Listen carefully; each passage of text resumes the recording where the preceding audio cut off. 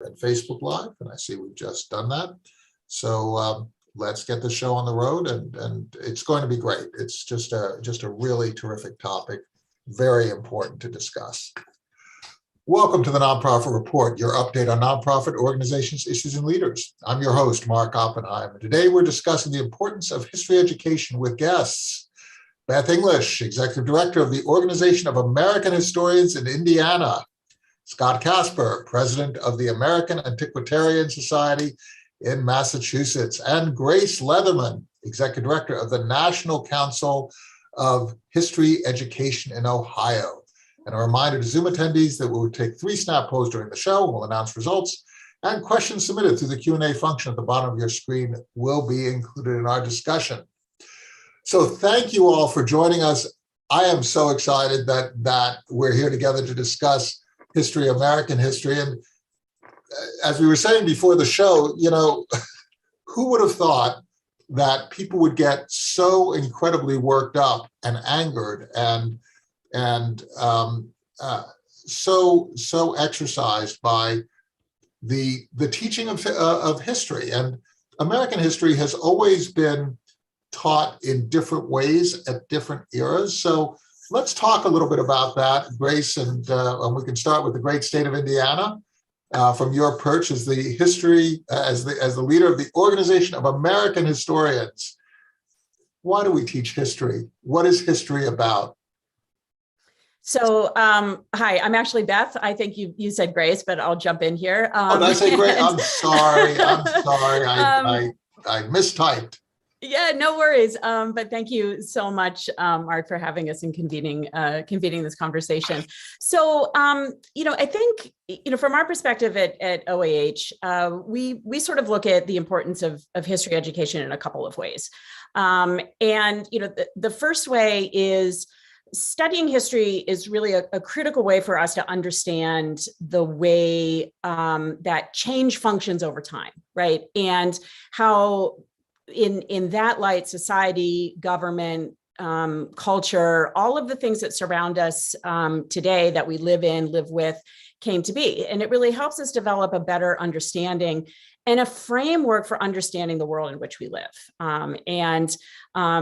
So when we think about studying history, it really, makes us more attuned to how we have developed as a society, the progress that we've made as a society, but also the shortcomings that we've had over the course of an arc of time. Recognizing and learning from an imperfect past is really critical to that. And then the second way that we think about history education is the thinking skills that come along with studying history. And I'm sure Grace and Scott can talk more about this, but this idea of thinking historically is a really critical skill. And it's a particular skill set that's applicable across and necessary across all kinds of different disciplines, professions. But thinking historically makes us sift through and assess and evaluate evidence, to grapple with complexity, to make sense of often conflicting perspectives and interpretations of an event or an experience. It helps us to identify patterns and to understand the breaks in those patterns, right? And so when we think of change over time, that's where that really sort of comes in. And so, again, when we talk about history education at OEH, we look at them in these two ways: as a contributor to conversations in a broader societal setting, but then also the really critical thinking skills that diving deep into historical practice can facilitate. Such a great set of points, Beth. When I hear, and I often hear this from politicians, that you get into this hyperbolic thing where we have never been so divided. And I'm thinking, haven't you read about American history? Right, Scott? Yes, we have. And if you look at the history of our nation, division has been as much a part of that story as consensus has. Obviously, moments like the Civil War are crucial moments, but there have been plenty of other moments when there were deep divisions in American society. So to talk about this as unusual, yes, this is a different moment because, for example, the media that are available to people to air their disagreements and divisions are different from the media that were at different times. And so I think that's part of thinking historically as well, is asking, when we hear statements like, this is the most X time in American history, using our historical thinking skills to analyze even those statements and evaluate what may be different about this time, but also how what we experience in this time has echoes of what we've seen before and what we can learn from. Well, if you just take a look at the divisions at the point of the American Revolution, it was a very balanced population.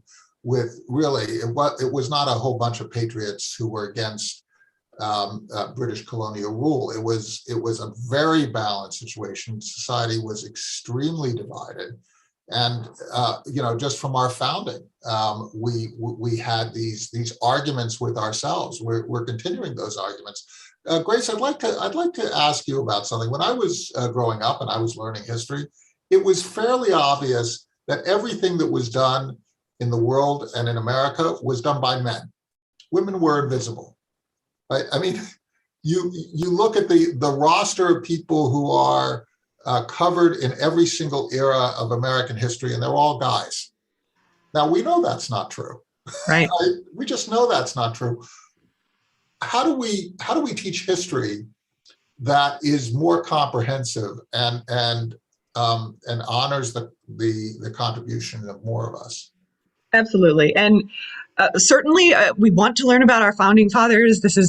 You've learned about incredible people in your history in school, I'm sure. But I think you're right that we have left many, many groups out of the narratives that we tell in history class. And part of that may be why some students don't always engage, or maybe historically people think, oh, students don't engage with history class. And maybe part of that is that if they don't see themselves in the narrative, whether that is girls, whether that is all different communities in the United States. We have so many incredible communities across the United States. And if students don't see themselves included in the curriculum, they're not going to engage with that. So I think you've identified a real problem. So how do we tell all of these different stories? And luckily we have incredible resources, and Beth and Scott and our organization, we're plugged in with many of these incredible historians who are helping tell incredible stories. And also not just historians, but there are institutions in all of our communities who are there are small museums that are telling the stories of local towns and local communities. And the thing we need to be doing is making sure that we all have access to those stories. And we're so lucky to live in a moment when we can have access to them.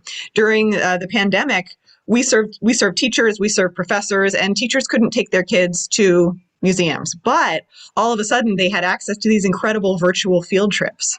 So they could go to a civil rights museum, they could go to a community organization somewhere far from their school or even somewhere very close by. We have access to institutions like the Library of Congress with incredible digitized documents that may get us beyond that traditional narrative. Students could be learning, they could be reading a cookbook.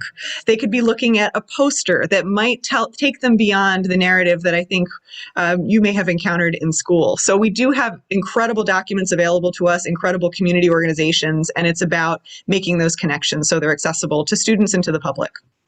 In terms of teaching, one of the things that I don't quite get is that there seems to be a sense that if you teach history in a different way, that there's a disrespect for other groups that are.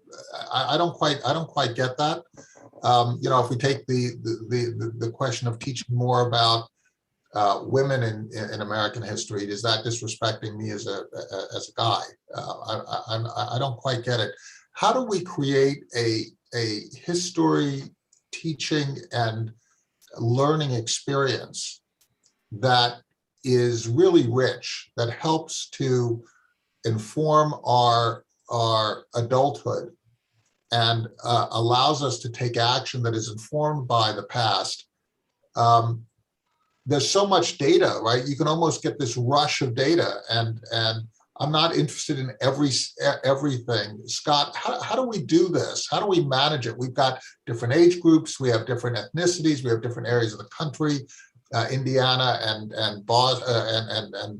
a place like Massachusetts are going to have different interests. How do we do this, Scott? Well, I think we begin by asking, whose history are we talking about? Who has been part of the American story or the American stories over the past hundreds of years? At the American Antiquarian Society, we're a research library. We collect, preserve, and make accessible the printed record of what is now the United States, as well as portions of Canada and the Caribbean, up until 1900. We encourage people to come use our collections. We have a number of our collections digitized and available for use. And the idea is to tell as many of those stories as possible. I think one of the things you said, Mark, really resonates with me, which is about how people can take action. One of the ways that people are inspired to take action is by learning about people like them in the past who have been part of history and acted in the past. And if all of the people that they're hearing about don't seem at all to be like them, there's less of that impetus for action. So telling that broader range of stories, and I would call it telling the more complete range of stories as far as we can, in fact, can be inspiring to people who can see themselves in the past. So listening to communities, listening to parents, listening to your students, Beth, I mean, is that part of what informs the curriculum? It's not like a top-down approach. It's basically, if you take Scott's point, right, you kind of are in a dialogue always in terms of shaping what is presented so that it is relevant to the people who are learning. That's right. And I think, for the Organization of American Historians, we have a really kind of big tent approach to who our membership, who constitutes our membership. And we have everyone from K through 12 teachers to museum professionals to, scholars sitting in, colleges and universities. And so that really puts us in a unique position to be able to have those different stakeholders in conversation with one another. So, what often happens, historically, what has happened is that sort of the expanse of the historical narrative has grown and changed, not because of bias or because people have an agenda, but because new sources are constantly being fed into that narrative. And, so historical interpretation, when we think about it in this way, it's not, it's something that documentation, the historical record, the types of things that, Scott's library is this critical repository for, that those things help us critically engage the past in a conversation. And, as more research is done, as more sources are uncovered, as people start looking in different places for these stories, right? That narrative expands and grows. And so I think what's really critical in this conversation about history education is that we really need to have sort of decenter the conversation in some ways, decentering it from, but not displacing the history of what traditionally have been dominant groups with others and add-ons, but rather kind of decenter that conversation so that it's a more inclusive and shared narrative of all of the different constituencies and stakeholders that have created a history of a place or a society or a time period. Tony Fiorillo, who is just an amazing professional and educator, a program professional in museums and has a real depth of experience in terms of how people experience knowledge, makes a really interesting point. He says, they're facts and then they're stories, right? So the facts we can all agree on, the Civil War happened, but if you look at the Civil War stories, those are incredibly diverse and multidimensional. How do we get to the point where, first of all, we agree on facts? It would seem to be easier, but is also pretty fraught, and that we're telling textured stories that the stories are, in a sense, there's a little bit of a scrum, right? A little bit of a struggle on whose stories get told and which stories are significant, Grace. So how do we adjudicate amongst those different stories? Because a story that is told by one person, right? If I'm talking about the Civil War and I'm Black, I have a history here and an involvement and a personal commitment to that story, that if I am a new immigrant just coming in from outside, I might have a different take. How do we adjudicate amongst these different stories so that people's stories get told and shared in a way that isn't dismissive or heated or disrespectful? Sure, and we do get asked these questions all the time. And our history teachers that we represent, their parents are coming to them with questions. How are you teaching? What are you teaching? And the thing that I'm happy to share is that teachers actually do have a lot of training on how to teach in a way that is respectful of students, how to teach in a way that is age appropriate. And of course, we need to continue to provide that professional support for teachers, because this is hard work. This is emotional, important work that is at the core of our democracy. So teachers are really doing some incredible work. And if parents do have questions about those sort of things, I do encourage them to talk to these teachers. What are you teaching? How are you teaching? How are we doing this in a way that's appropriate for each group? And there's just incredible work taking place. But one of the things is that, first of all, no matter what we're teaching or which story we're teaching, we need to be teaching historical thinking skills. We emphasize history's habits of mind at the National Council for History Education. So we need to, first of all, make sure that we're giving students and adults the tools to analyze historical documents, so that we have a common foundation, some common skill sets, some common practices that we can use when we do analyze a document or an object. And that's also, by the way, those skills translate really well into non-history life when we're called to analyze documents and objects all the time. So teaching that common skill set first is very important. And again, using historical documents in the classroom. We talk a lot about classrooms, but of course in museums or in your communities and homes, it takes a lot of the charge out of that, because I think when we look at a document, we're really able to analyze it together and really get a sense of what was actually happening, which I think can really bring down the heat of some of those encounters that I think you may be witnessing. And the other thing is, it's important for communities to work together on the stories they want to tell. I think there's so much commitment in a community, and they need to analyze what are the stories we want to tell in our communities. And that's why for us, we do programs. We're doing some work coming up, working with rural teachers and connecting them with their town museums. And how can they work together to create projects that serve the whole town? It's important to tell those local stories. We're doing some work in Delaware with teachers who've realized that they don't really know the stories of their Guatemalan and Haitian and indigenous populations.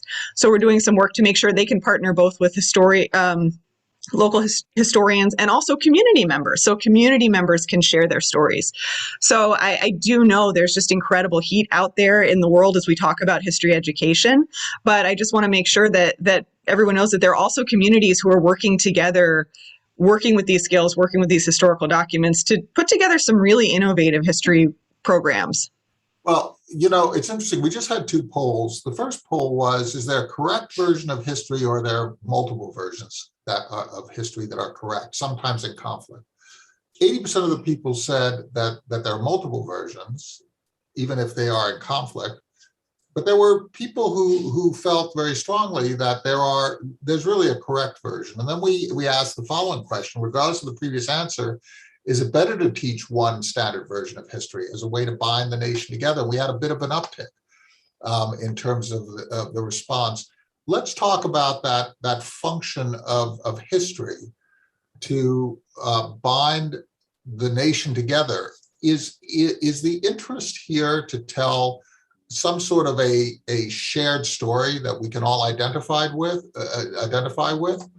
Or is the interest to tell different stories that might connect to different people in different ways and not have that sort of one clear through line? Beth, you want to give a cut at this really complicated topic?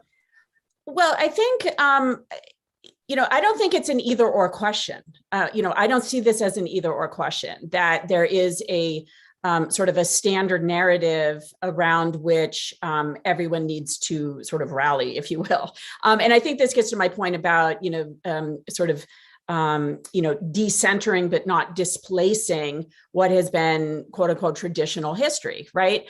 I think we can have that narrative. We can have that common narrative with multiple threads. Oftentimes, our national past is talked about as a rich tapestry, and it's threads in that tapestry, but it does make a single whole narrative. And so the idea that that there is an either or, that history is either true or it's not.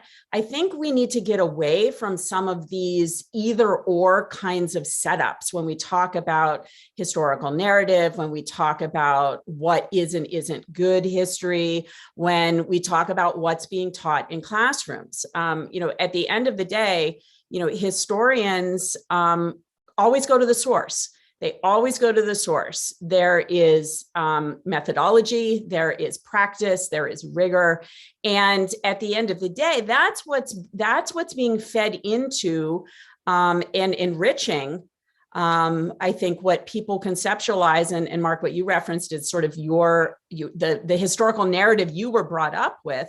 It's really an expansion of that versus a displacement of that, I think. So even I could become educated by listening to somebody else. It strikes me through your point that maybe the source of the conflict is that we're just not listening to each other. And maybe if we just let the other speak, how when you're in a conversation and you're talking over each other and you're trying to make your point, well, maybe we have that going on right now where we're each trying to make our point and not just listening. And if we just listen to somebody else's stories, we might be entertained, educated, and we might create greater understanding, right, Scott?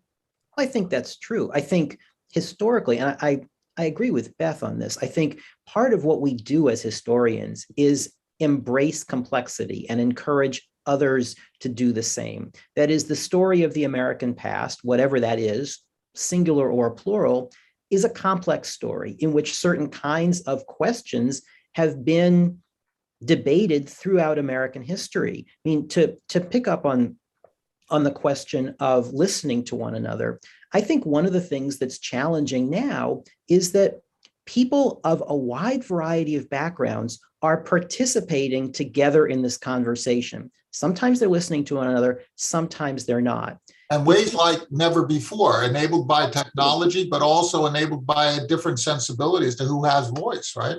Absolutely right. And so if you were to look 75 years ago, when many of the school systems in the United States, certainly in the American South, were segregated, when the American historical profession, that is the historians who were best known for the work they were doing, were predominantly white men, who wasn't being listened to? There were absolutely African-American historians telling stories, doing the work, and in many cases not being heard. And so what we have now is more people and more stories are being heard. The voices are, in fact, more plentiful than they've ever been. And I think that too causes conflict, because we are now hearing and listening to stories. I hope we would listen to stories that might not have gotten the broad airing 75 or 100 years ago that they can get now. We've got two questions, and you're the group to answer them. First, Ken asked about, is there hope for a history major and someone who is on that history track? And full disclosure, I don't want to hide my conflict of interest here. One of my majors was history, so I confess I'm totally compromised in this. But Ken asked about whether there's hope for history majors, and it would be great to get your take on that. But there's another question that was asked by Ella Baff.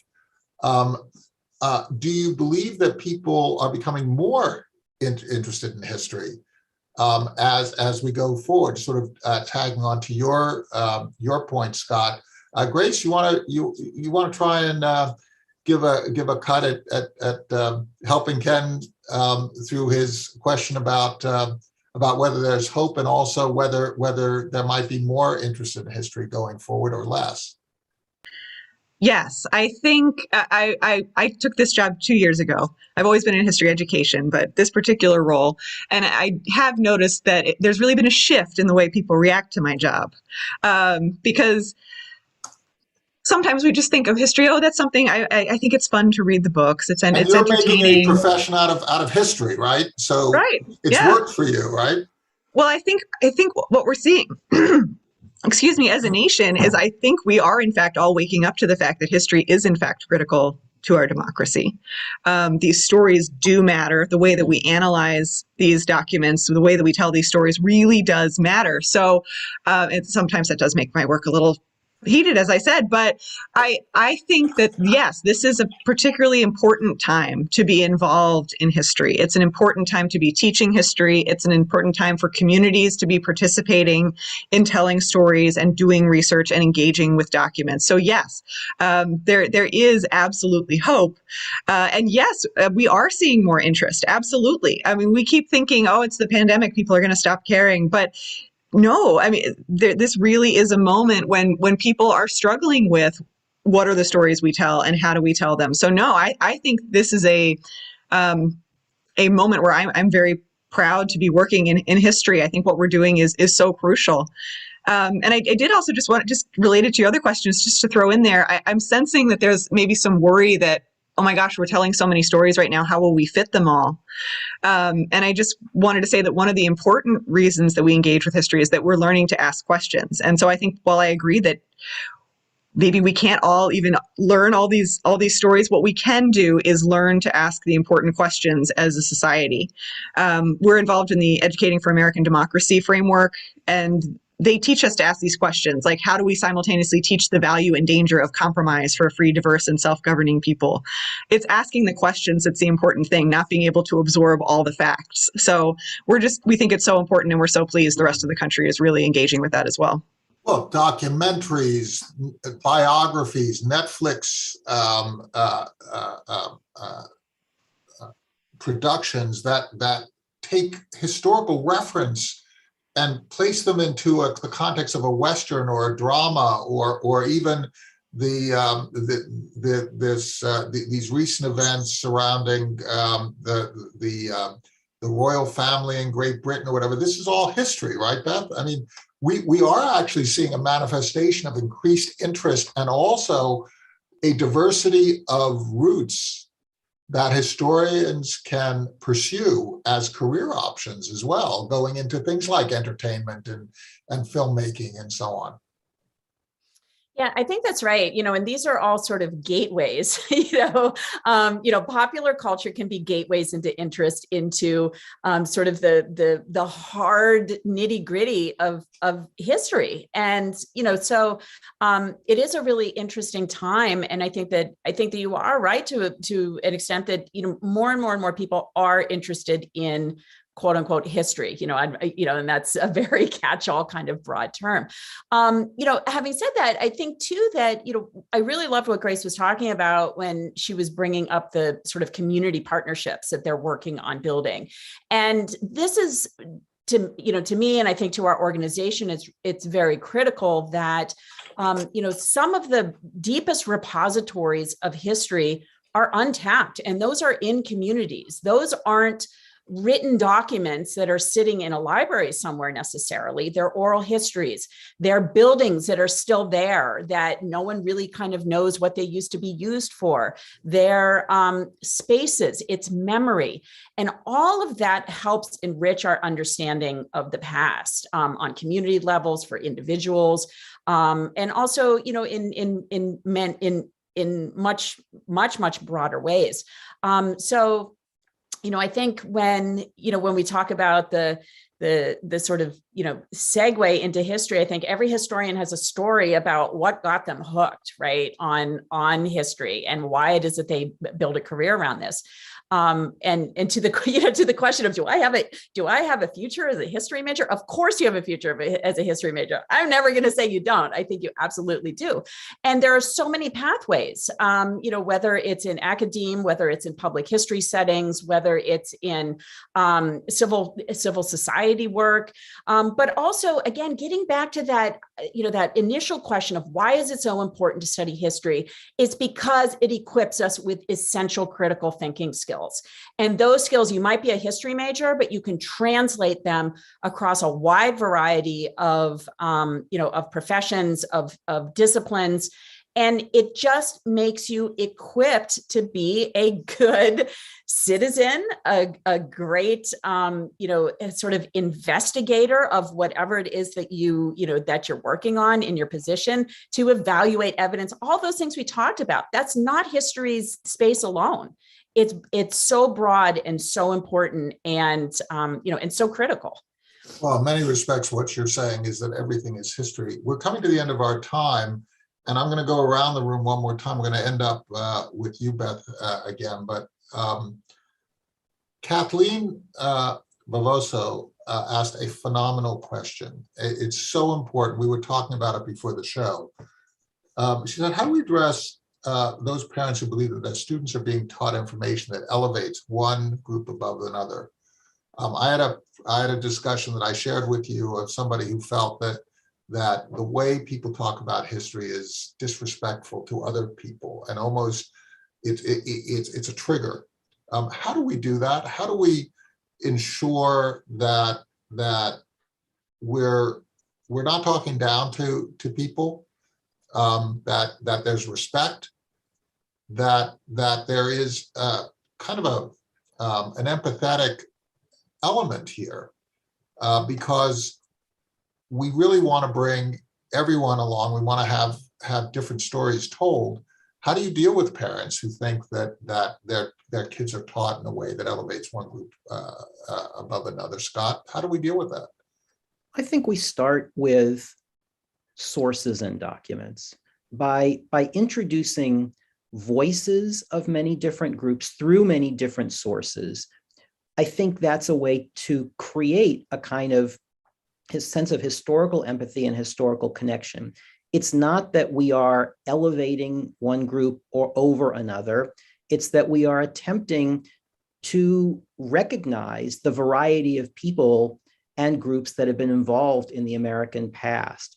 To the extent that some people feel as though that is pushing other stories aside, it may be worth asking whether those other stories had pushed out the experience of groups that we are now trying to include in the story.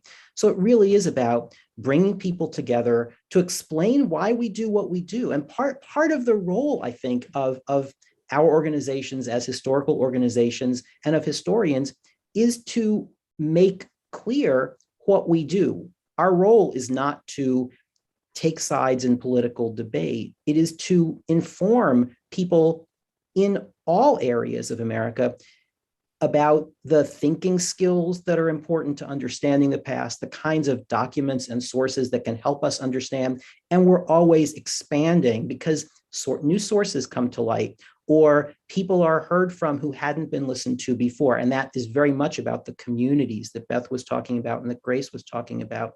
So I think a big part of it is encouraging people to understand it's not about pushing somebody aside. It's about hearing as many of those stories as we can and how they connect to one another, because people are in this together. I think it's a very important point that it's not about pushing someone aside. It's about listening and about exploration. Grace, before you give your answer, we talked about the fact that there are huge controversies related to teaching history. And we asked if people were to pick one answer, is the controversy mostly about, and it's interesting, 54% of people said it's mostly about politics. Politics is about power. Are we engaged in a power struggle when we should be engaged in sharing? Are we engaged in conflict where we should be engaged in collaborative collaborations and communications? Are we just basically, have we lost our way where we make everything into conflict and we really don't need to? I do think that we are at a moment that is politically inflamed in our country, and I do think that spills over into things that it does spill over, those intense feelings. This is a difficult moment as a nation, and I do think that really does raise the temperature on a lot of the discussions we're having. And again, that's why I think it's so important for everyone to take a step back and see what are we actually teaching in our communities and how are we doing that. And I really do think that many parents will just be so pleased to see the work that is happening. And there is so much opportunity to bring communities together, working together on asking these hard questions. Again, a lot of what we do in history is teaching those thinking skills. And I do think that that's something that folks across the spectrum can agree on, that we really need to be teaching these skills. We need to be analyzing documents. Those are skills that transfer, as Beth was saying, that transfer into the real world, into all kinds of professions. And I really think there's also vast agreement that we want to tell all kinds of different stories. I truly think people believe that and want that, and that sometimes the intense feelings that are happening in other areas of life can spill over and have. So I would just encourage everyone to take a step back, to talk to your teachers, to talk to your museums, and to learn about some of those stories yourselves. And I'm a mom, if you have kids, investigate stories together, look at historical documents together, because there's so much we can do when we learn to ask questions together and to do analysis together as communities. And Beth, I'll give you the last word. What do you think we should do to take down the heat and help our historians do their work in a more effective way? Yeah, I think Grace's point is really well taken, that that history has become kind of a flashpoint in broader, like it's sort of the thing around which broader political struggles are being played out. And when you actually look at what's being taught in the nation's classrooms, and you actually ask what parents want their children to be taught, polling has showed that a broad and bipartisan majority of parents want an inclusive, rich, sometimes fraught narrative to be taught to their children. I do just want to quickly give a shout out to a coalition that OAH and a number of our other colleagues have participate or are participating in. It's called the Learn from History Coalition. And their goals are really very straightforward. It's to educate parents and the public about what is actually being taught in schools. And I think if that information can get out in a meaningful way, if the focus is facilitating broad-based discussion versus trying to score political points around these kind of flashpoint topics that they have become in the broader dialogue in society, I think that we will be in a much better space as not just as a society, but for our community of learners, our teachers, our historians, really anyone that's invested in this shared story of our past. I couldn't agree more. History should not be about power. It should be, that's propaganda. History should be about analysis. History should be about sharing. History should be about dialogue. And maybe one of the things that we need to do is do what my wife admonishes me, and my family and my friends admonish me: listen a little bit more and interrupt a little bit less. Thank you so much for your wisdom. Thank you for sharing the experiences that you, your boards, your constituents have.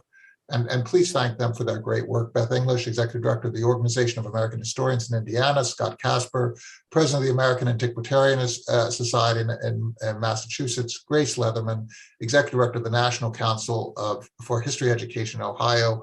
You've just been so wonderful in educating us all, and particularly I am grateful in your help in educating me. Thank you. Stay safe.